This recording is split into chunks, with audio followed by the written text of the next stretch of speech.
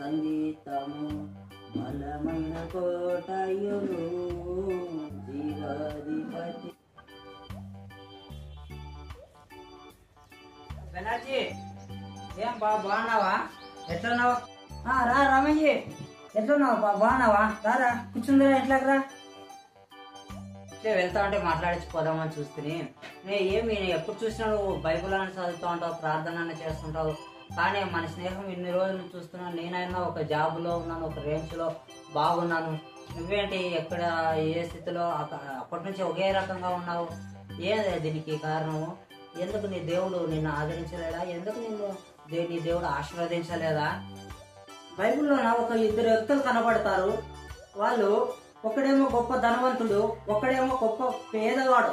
చాలా పేదవాడు అంటే పేదవాడు. వాళ్ళిద్దరూ ఒకే దగ్గరే ఉంటారు.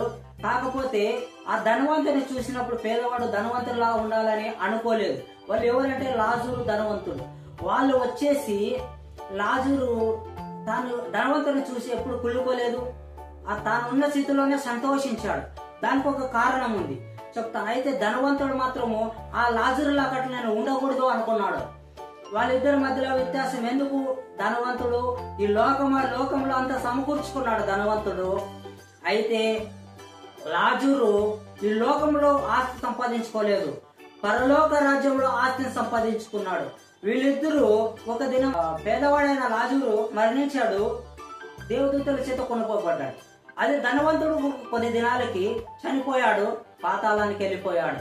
అయితే ధనవంతుడు అనుకున్నాడు నేను గొప్ప స్థాయిలో ఉంటాడు. ఒకసారి చూసుకుంటే అగ్నిగుండంలో ఉన్నాడు. ధనవంతుడు లాజరు అయితే తనకున్న పై స్థితిలో అబ్రాము రొమ్మున అనుకొని ఉన్నాడు పరలోక రాజ్యంలో.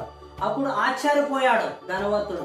కాబట్టి ఏం జరిగింది లోకంలో అంటే, ఈ లోకంలో తాత్కాలికమైన సంపద కోసము ప్రయాసపడి ధనవంతుడు అగ్నిగుండానికి వెళ్ళాడు. ఈ లోక ఆశలను సంపుకొని పరలోక రాజ్యం ఆస్తి సంపాదించుకున్నాడు, నిత్య జీవముగా జీవించి ఉన్నాడు. ఇదేనండి కోరుతున్నది. ఏమీ లేదు, లోకంలో ఆస్తి మన ఎంట రాదు మనం చనిపోయినప్పుడు, తెలుసా? ఇది అర్థం చేసుకో. నేను ఇలా ఉన్నానంటే నాకు ఈ లోకాస్తులు కాదు, నేను లాజరు వలె జీవించాలనుకుంటున్నా. మళ్ళీ నువ్వు ఎవరు వలె జీవించాలనేది నీ ఆలోచనకే వదిలేస్తుంది. సర్లేరా, నువ్వు చెప్పే మాటలు అయితే చాలా ఇంట్రెస్ట్ గా ఉన్నాయి.